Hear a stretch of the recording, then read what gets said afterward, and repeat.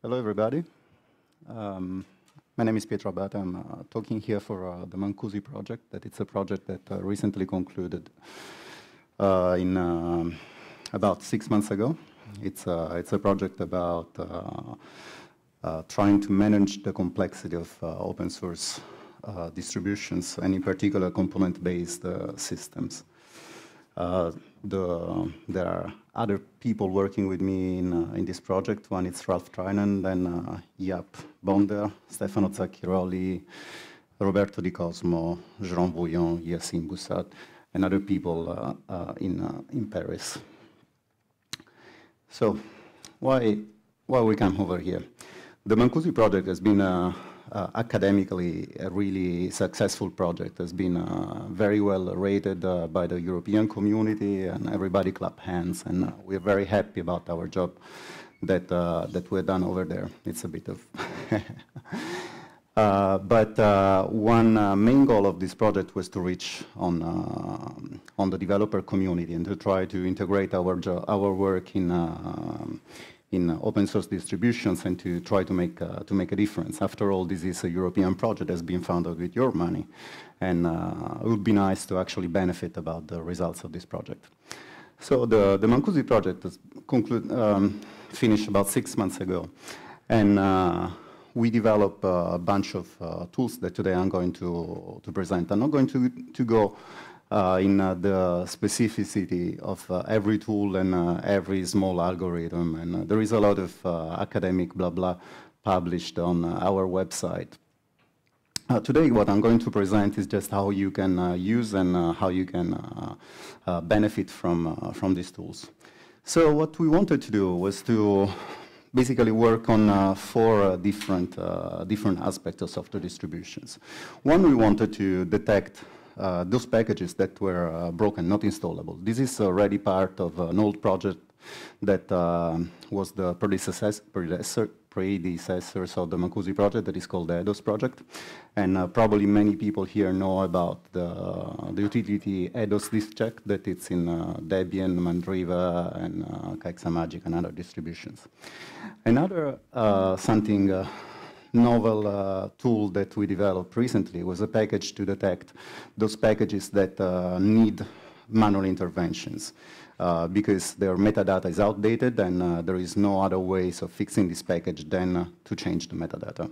So this is basically a subset of the broken packages in the first category. Then we wanted to give a step to try to detect those packages that are somehow important in the distributions, just looking at the metadata. These packages are those packages that, if changed, they're going to break or affect a large number of other packages.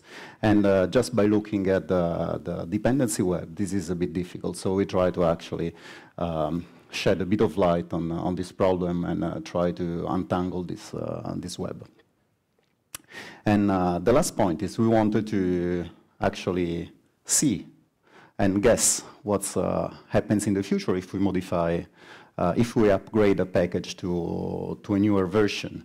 So this is a kind of go in a direction of predicting what is going to happen in the future when we upgrade just one component or a class of components. So the first tool that I'm going to present is this check. This check has a bit of history because it's been developed for the EDOS project back in 2005, and the first version was a standalone tool written by Jean Bouillon. Then it's been integrated in the suite DOS. It's an OCaml library that it's meant to study dependencies for software distributions, and nowadays just on component-based systems, not just focusing on software distribution. It's more general, even though here we look at software distribution in particular. In 2006, we uploaded EDOS DebCheck in many distributions and has been integrated in many QA tools so far. And then in 2009, we started rewriting those suite and as part of this, this check. So the feature of this check, it's just a tool to detect which packages cannot be installed. How we do it, we encode the entire distribution in a SAT solver. We use a bit of logic, and we use a specific SAT solver that has been written for this purpose, that it's very fast and performant, and allow us to answer this question in a matter of a few seconds. Yeah, it accepts different input formats. So as I was saying, it's not just for one distribution, but we can talk with Debian, RPM, and now we can also look at the Eclipse plugin system, that it's another component-based system, and other formalism that we're going to add in the future. So it handles compressed archive, so we don't have to bother about bzip or gzip or anything else. It uses UDF. UDF, it's a generic format that try to be one of these interchange format for all the metadata in different distributions. What we do, we translate the different inputs in CUDF, and then we use CUDF for the analysis. This allows us to be more modular and to add backends as they come.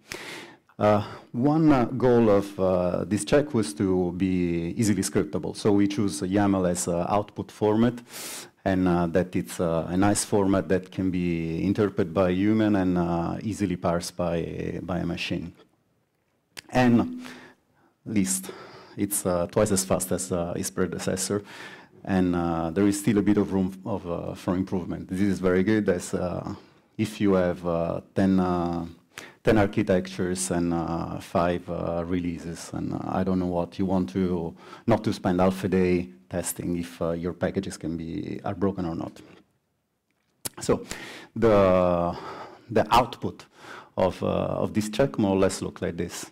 It's you have a list of packages where you have a report for every broken package, and at the end they give you the number of background give you few informations. These are the total number of packages that you analyze. These are the number of broken packages that are not installable.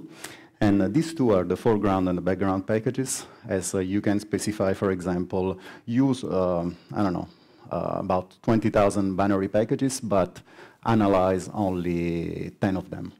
And in this way, it's a nice way to select which package we want to focus on. If we go deeper, I give you 2 examples of how a package can be broken. So in this case, a PTRPM repository is broken. We have different informations, and the reason why this package is broken is because there is a dependency that is not satisfied, basically, because this package is not in the archive at the moment. Another example that it's a bit more complicated. It's an example of a conflict. So he said that the GForge Web Apache package cannot be installed because there is a conflict between these 2 packages. And on the other hand, we have the chain of dependencies, because when you have a conflict between 2 packages, it might be not a conflict that is direct to the package that you're looking at, but it can be hidden deep in the dependency tree. And our tool kind of give you how to reach that package and show you that there is a conflict between this package that you're trying to analyze and the Python 2.6 minimal that is deep in the dependency tree. So as I said, it's easily scriptable, and if you want to load the output of this check, you can extract very easily all the information with a few lines of Python. And if you wonder, actually, it's useful. For example, this is the core of Ubuntu, where one package is not installable because it depends on a package that is outside the core. And while the core is meant to be self-contained, it depends on FGLRX, that it's a non-free component. So you can get somewhere you can have nice results. So a demo.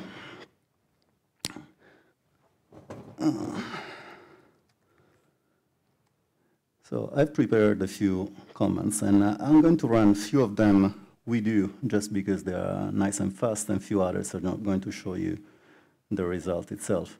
Here, what I'm going to do is to run this check.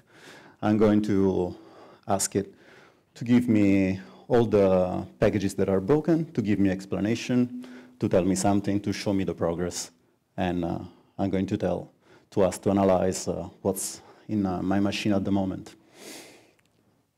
And if I cut and paste this and I run it, it takes about 5-6 seconds to do it. At least he did it this morning. So what it does, I initialize the solver and then I start spitting out all the packages that are broken.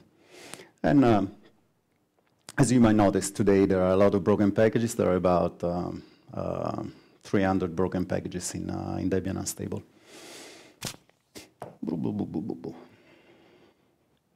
If you don't ask to print everything on screen, maybe it's a bit faster.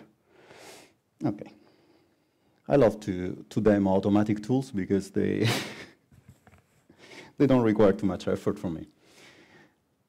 So where is it used? It's used in Debian to check in the tool chain of Debian. It's internally used by the Mandriva QA team and the Caxamagica QA team. It's the engine of Debian Weather that you might have heard of, that it's maintained by our team. And I recently discovered that it's used in Simple CDD, that it's a small utility to create custom Debian installation CD. And in file conflicts, that it's another small tool written by us. So another something else about problem detection, it's Debian build check. Now, when using this check, we're just basically looking only on the binary packages, but this problem can be extended also on the source packages, and we want to make sure that before actually trying to build a package, we're going to be able to build a package. Otherwise, we're going to maybe set up a virtual machine and download all the packages just to find out that there was one package missing, and all this time was just wasted. So what we do is we encode the build dependencies as normal dependencies, and then we run the same tool on this encoding. These allow us to discover if a package can be installed or not. It runs a bit faster. This is an old application as well from the EDOS project. It runs a bit faster than EDOS build check. That it's just a wrapper around EDOS this check, and has the same output of this check. That is YAML, etc., etc. So an example of this tool, it's very similar to what I've shown you before. Now you've seen that certain packages have a small prefix that is source semicolon and name of the package, and basically tells you that this is a source package. And what we have done is we try to see if all the build dependencies of this source package is actually they are satisfied. And here we found that this package cannot be installed because it in their build dependencies, it depends by two packages that actually are in conflict with each other. And this is one of the small problems that we can find compiling packages. So the second demo that, as you might have guessed, is not going to be too exciting either. It's about this one. So here, oops, here I'm using all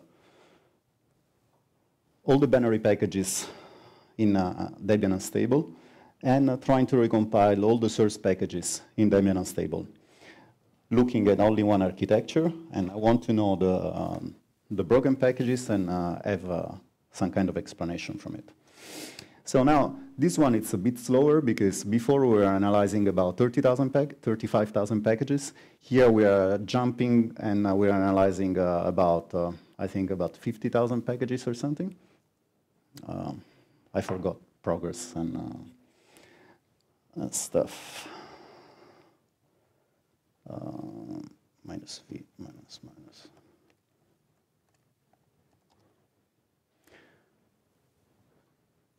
So we analyze the source file, and then we analyze the binary packages, and then we encode the build dependencies. So here we analyze about 36,000 packages, and there are a lot of broken packages up and down.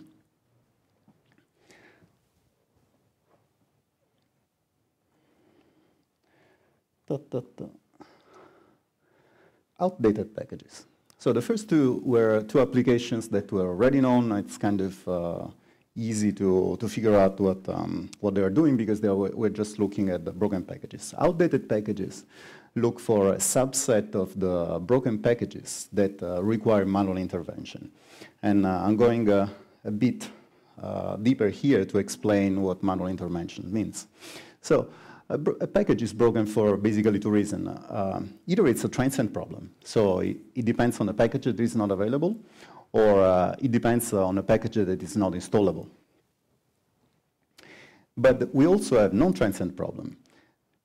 These are the problems where the package itself needs to have its metadata fixed to be installable again, because maybe it depends on a package that is never going to be in the distribution again, because this package has become outdated and a new version of the package has been already uploaded in this distribution. So I have to change the metadata in order to fix this problem.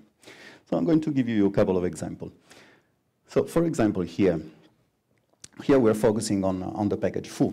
If you look at foo, that depends on the package bar version 2. And we ask the question, is this going to be installable in the future? Well, the answer is clearly yes. We don't have to do anything on foo. We just need to upgrade bar to version 2, and foo is going to be installable again. This often happens when we upgrade a new package that depends, for example, on a package. Well, I'm talking in Debian experimental, and we need to wait for the new package to get in Debian unstable. So there is a small delay, and we don't have to do anything on anything to foo. We just need to wait for bar to version 2 to appear.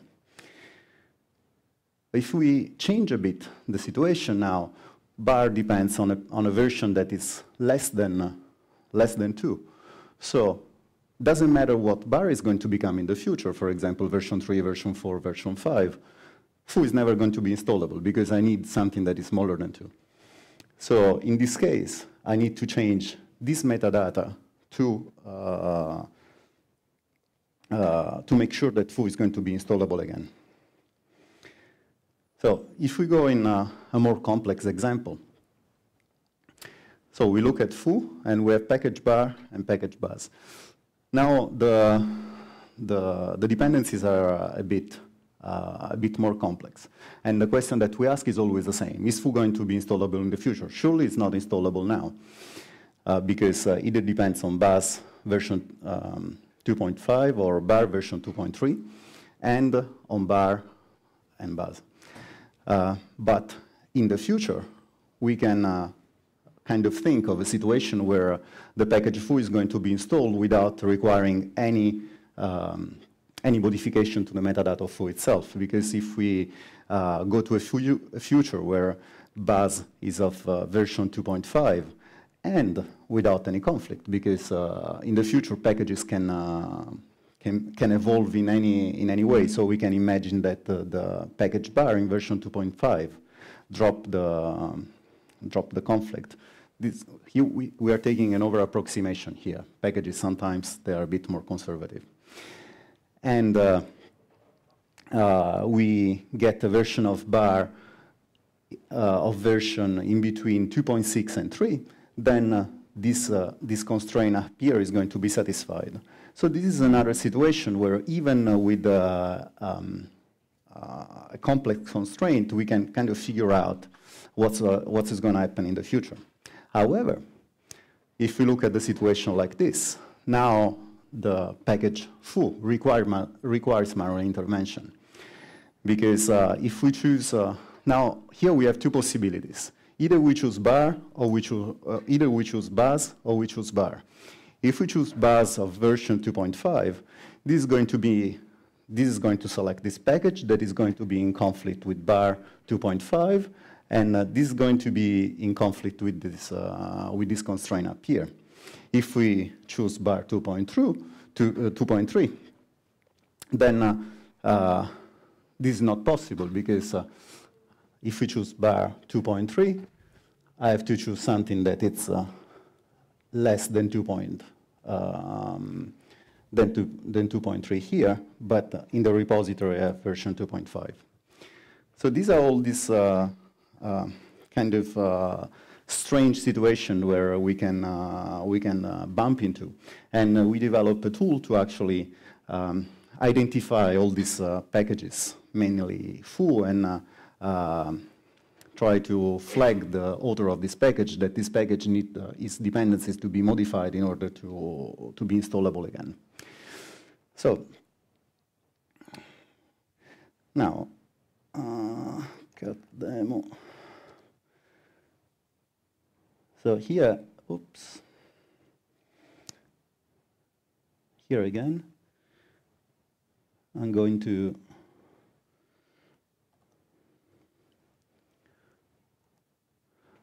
run this tool, and this tool is going to take a bit longer. It basically uses the same engine of this check, but this time, since I have to consider all possible futures, all possible way of how these packages are going to evolve, I need to consider a much larger universe, and in this case, it's going to be about 80,000 packages.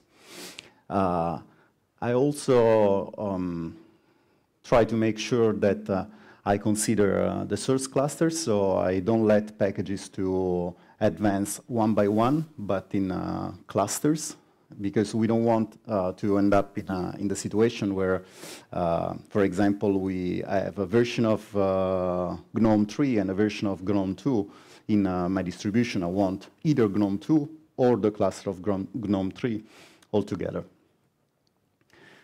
This is going to take a bit of time, and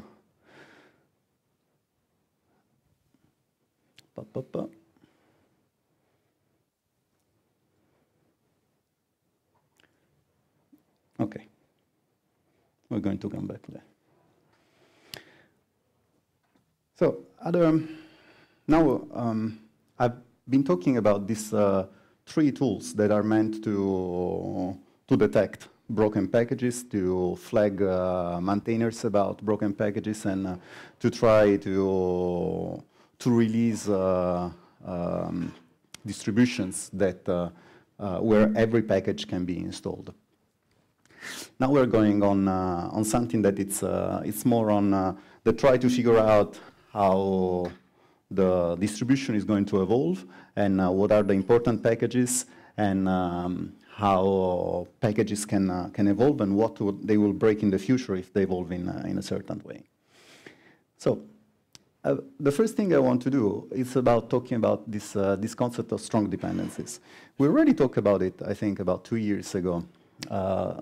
And this kind of came back a while ago. I was at LinuxConf Australia, and one of the release managers of Ubuntu gave a presentation that was exactly about this. So I raised my hand and say, we have all the solution of your problems. And so since this seems relevant to them, I wanted to come back to it and to try to explain what this is all about. So the idea is to try to understand which packages are important for our distributions. This is the notion of important is related if I have a bug in a package, which other packages are going to be impacted by this bug. So it's kind of try to understand how a bug spread in my distribution. Or if I upgrade one package, which other packages are going to be impacted by this upgrade.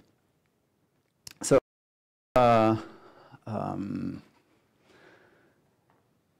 if I look only at the web of dependencies, this is a bit too coarse, and it's a bit too complex for a human to analyze. What we wanted to have a certain measure of the packages that are going to be affected by a change.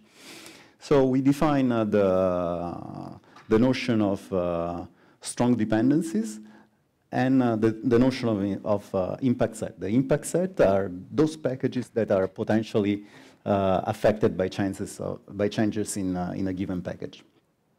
So it's a kind of a measure of how sensitive is this package and how careful we need to be when touching this package. If, as I said, if we get the direct dependencies too little, if you get the transitive closure of all dependencies, it's too much. So we want to we need a stronger definition. The definition of strong dependency is actually very easy. We say that P is strong dependently on Q if it's not possible to install P without installing Q. So let's consider this small graph. In here we have packages that they have either a disjunctive dependency, or they have a direct dependency. Or in this case, there is a conflict between Easy and George. And here at the bottom, we have Charlie and Dog that both depend on Fox. So what we want to do is to actually try to understand which are the important dependencies, which are the strong dependencies, and which are all the others. So in this case, George, where is it? George is a conjunctive dependency. So in order to install Able, I must install George because I really need it. But if I install George that is in conflict with Easy, automatically these dependencies can never be satisfied. And this implies that Baker must be installed all the time. And at the same time, since Able depends both on Charlie or on Dog, and both of them depends on Fox, Fox must be installed all the time. So we end up in a situation where Able, in order to install Able, we always need Baker, George, and Fox. Doesn't matter what. So this gives us a way of trying to find out which are the packages that are really, really important. And then we kind of end up with a kind of a table where we can have this list of packages that where we show the impact set of for each package. When we compare the impact set to the direct dependencies, actually, we found out that the direct dependencies didn't tell us a lot of things. As in the first 5, we have packages that maybe don't have that many direct dependencies, but they have a lot of packages that depends on them. And so if we touch them that are really at the bottom of our web of dependencies, we're going to break a lot of packages because these dependencies are going to be propagated upward. And this gives us a nice notion to say, if I migrate DPKG to a newer version, probably I'm going to break about 13,000 packages, or at least this is a very important package. If I'm going to upgrade this to a newer version, maybe I need to check that all the packages that strong depend on him, they're going to be compatible with this migration, with this upgrade. Another,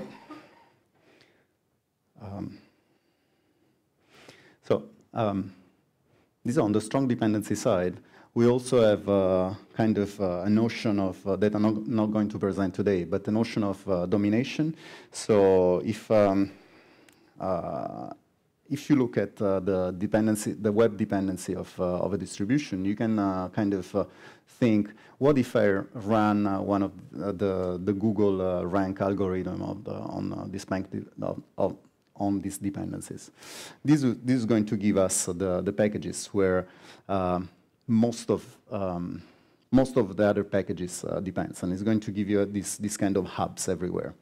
What we've done is we have used a similar notion of strong dependencies. So we have run a flow graph algorithm where we were able to find out the important packages, even if those were hidden under other packages. So imagine imagine if there is a very, very important package where everybody depends, but this one depends on another one.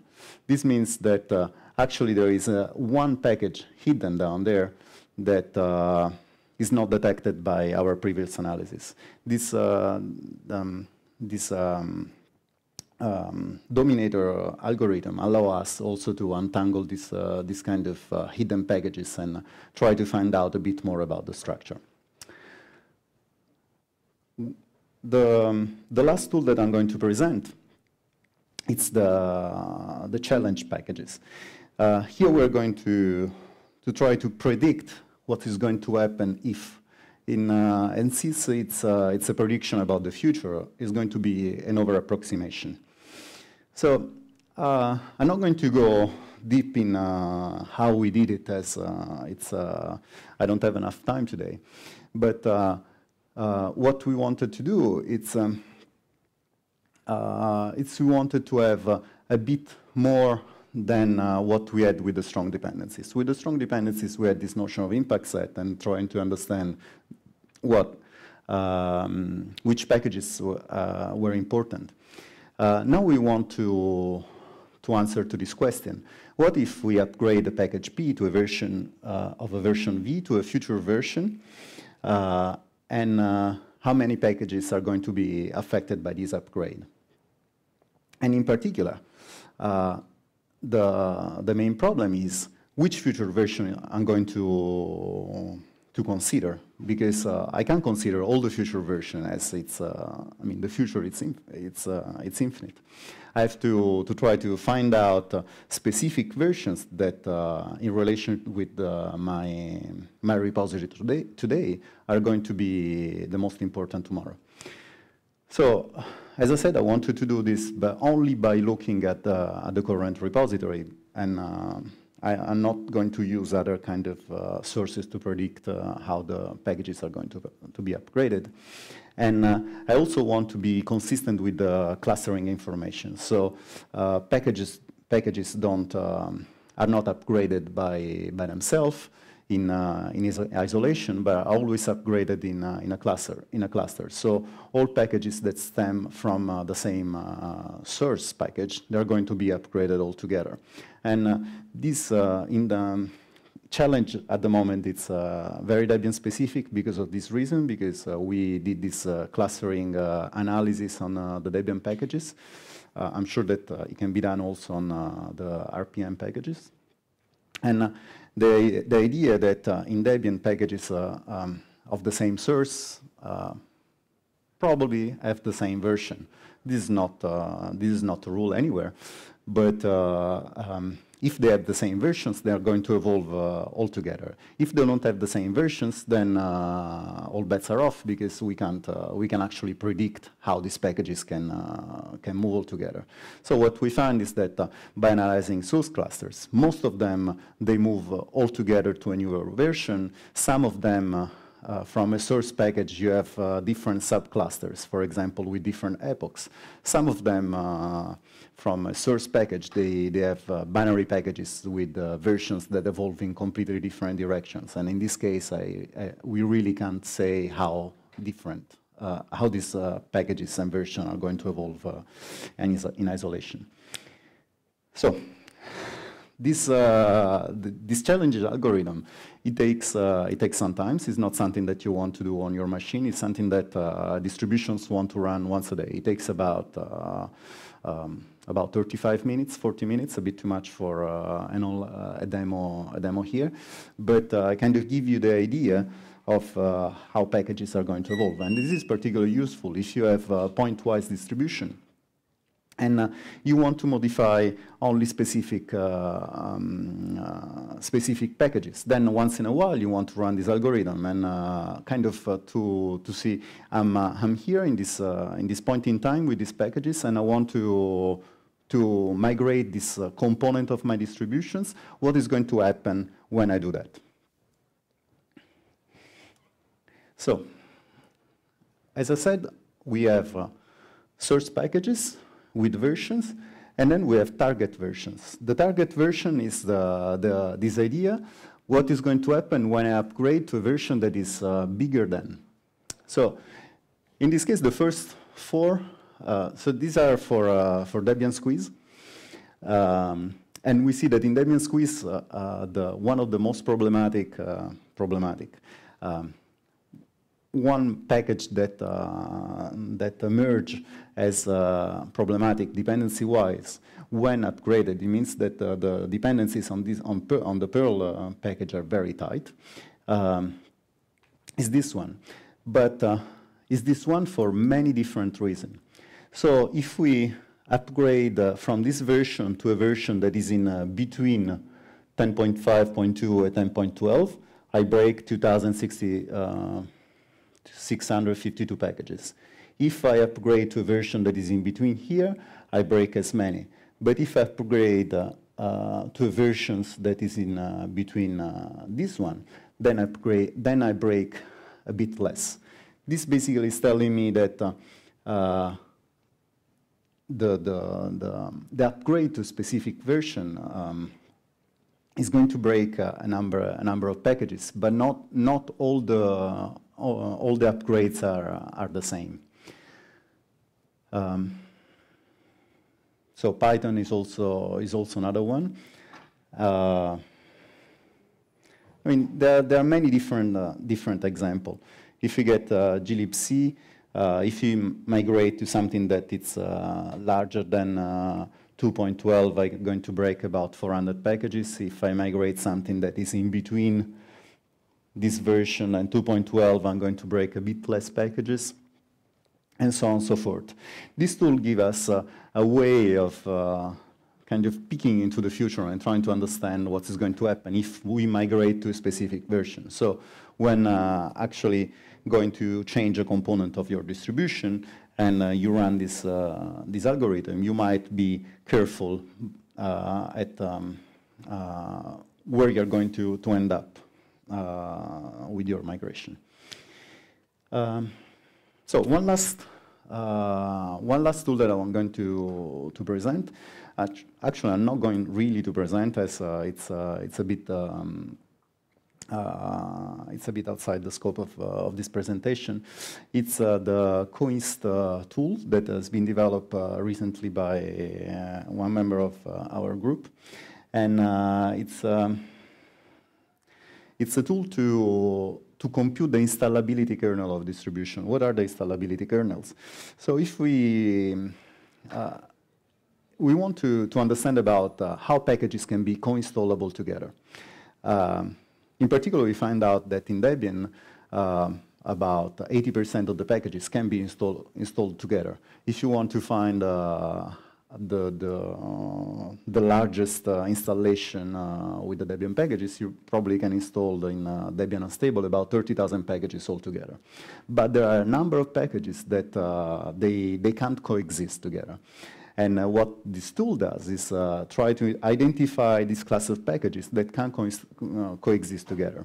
So, for example, think about the mail agents. You can't install sendmail and postfix at the same time because the conflicts, the structure of conflicts doesn't allow you to do that. This is a simple example about two packages or actually it's a family of packages that cannot coexist together. But if you look carefully at the distribution, there are not that many family of these packages that cannot coexist together. And this tool just allows you to identify this class of packages and to have a simple graph to analyze what's how the structure of conflict actually works in your distribution. These are all kind of hidden structures that we are trying to let surface, to allow people to look a bit at the general picture. So it's been written by Jean Bouillon, and if you're interested, there is a website with a lot of explanations and very nice graphs. So my presentation finished here, that I think it's about 45 minutes, and I'll be very happy to take questions. Classification of important modules or packages, how many levels do you go? Do you take the whole installation of it, or do you just Yeah, it's the question was about how deep we go in the dependency graph. We consider the entire dependency graph. We consider the entire distribution. Give me one package file that it's our universe, and we consider all the packages.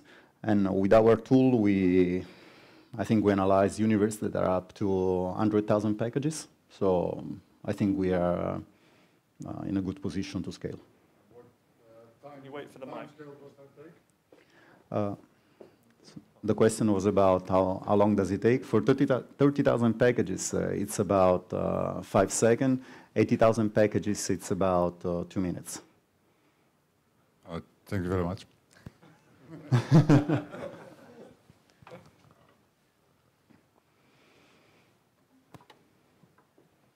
Yes. Do any of the tools that you developed have the capability of working with packages different than Debian's? Yeah, we work with, this check accept Debian, HDList, synthesis file, CUDF, that is this interchange format, and Eclipse file. And once upon a time, I had also a filter for BSD, but has not been rewritten at the moment.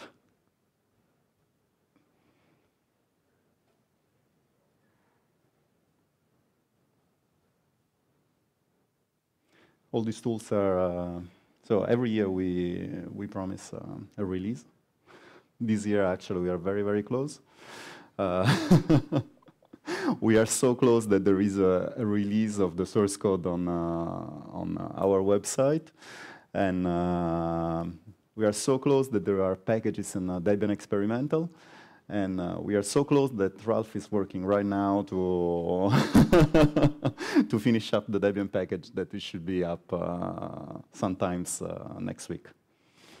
So this is a way to put a bit of pressure on ourselves, because we say we're going to release these tools, and then we never do it.